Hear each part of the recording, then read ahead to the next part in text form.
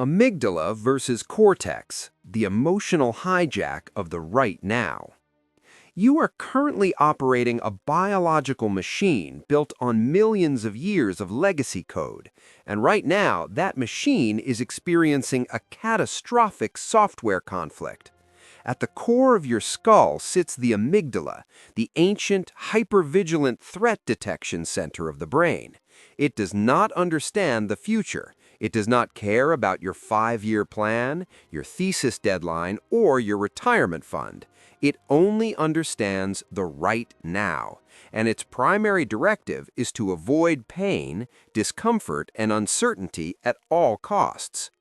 Directly opposing it is the prefrontal cortex, the evolutionary newcomer responsible for executive function, logic, and long-term simulation.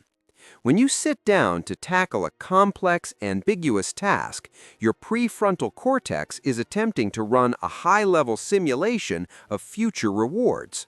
But ambiguity translates to uncertainty, and in the ancient wild, uncertainty meant death.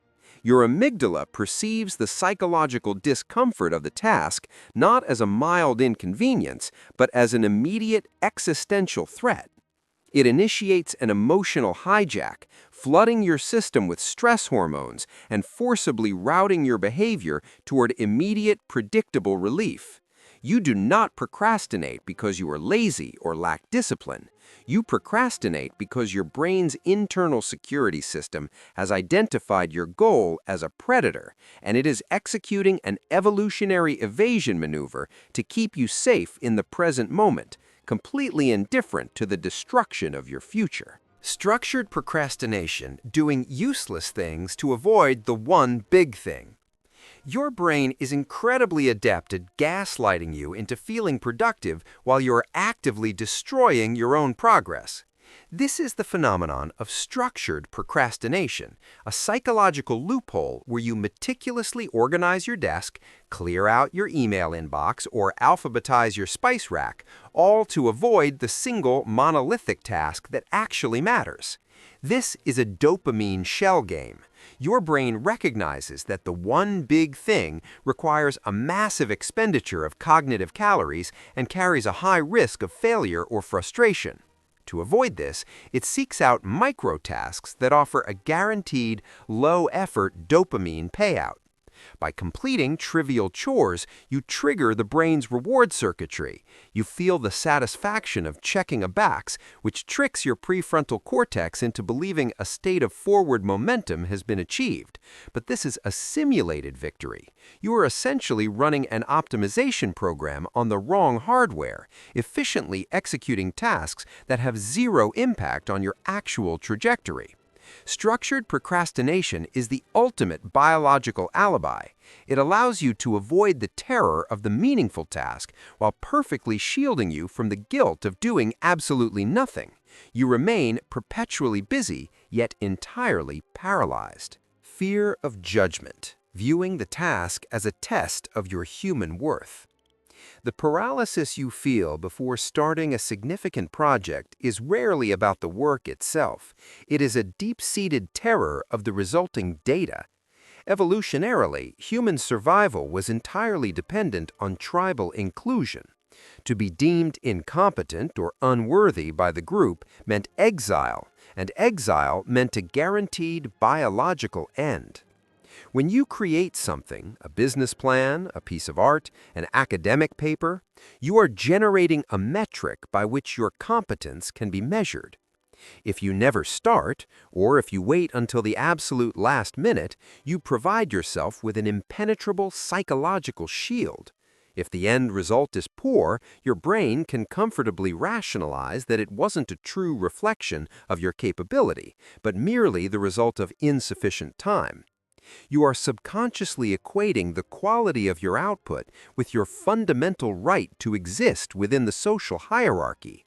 Procrastination, therefore, is not a failure of time management. It is a preemptive defense mechanism against ego death. As long as the task remains unstarted, it exists in a state of quantum perfection, a flawless simulation in your mind. The moment you begin, you collapse the wave function, forcing reality to render your limitations. Analysis paralysis, when overthinking prevents the first step. Your brain is a prediction engine, constantly rendering future scenarios to calculate the optimal path forward. However, when faced with a task that has infinite variables, unclear parameters, or lacks a guaranteed outcome, the prediction engine crashes. This is analysis paralysis. You attempt to calculate every possible failure state, every potential roadblock, and every micro-decision before taking a single physical action. You're trying to download the entire map before taking the first step. This cognitive overloading consumes immense amounts of glucose. You feel exhausted despite having done zero actual work because your brain is running its processors at maximum capacity in a purely simulated environment. The illusion here is that thinking is a substitute for doing. You convince yourself that gathering just one more piece of data, reading one more tutorial, or refining the plan one more time will eventually eliminate the risk of failure. But reality is a dynamic system that cannot be perfectly modeled. By refusing to engage with the imperfect physical world, you trap yourself in a perfect, sterile simulation where nothing can go wrong, but absolutely nothing can ever be built. The pressure illusion. The biological lie of I work better under pressure. This is biologically false. You do not work better under pressure. You have simply degraded your executive function to the point where you require a life or death chemical trigger to initiate basic action.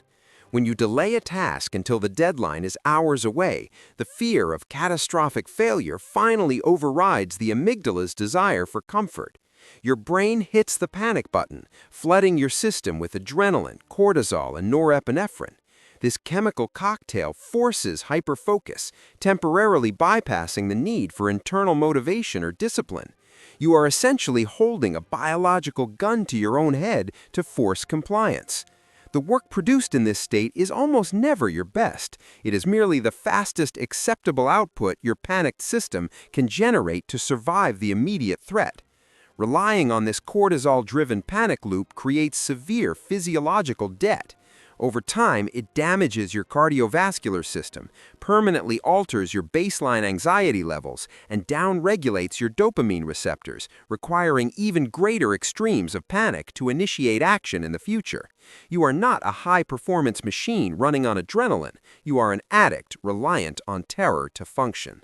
The restart cost. How long it takes to regain focus after a quick notification check.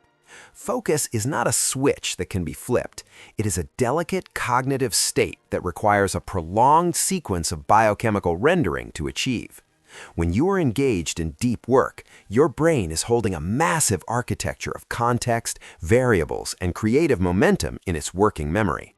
When you succumb to the urge to do a quick check of your phone or open a new tab, you are not simply pausing the program, you are forcefully crashing the application.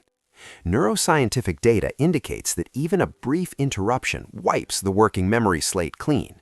The restart cost is devastating.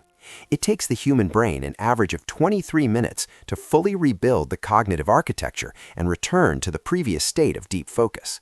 By giving in to a 3-second distraction to harvest a microdose of dopamine from a notification, you are burning nearly half an hour of high-level rendering time.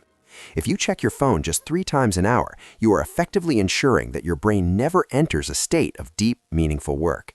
You are forcing your mind to perpetually live in the shallow, fragmented buffer zone of reality. Intimidating tasks. Why your brain sees a project as a predator.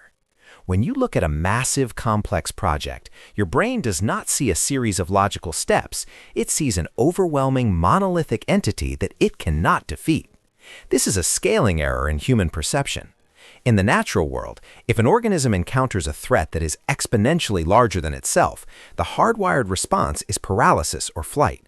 Attempting to engage a predator of that size is biological suicide.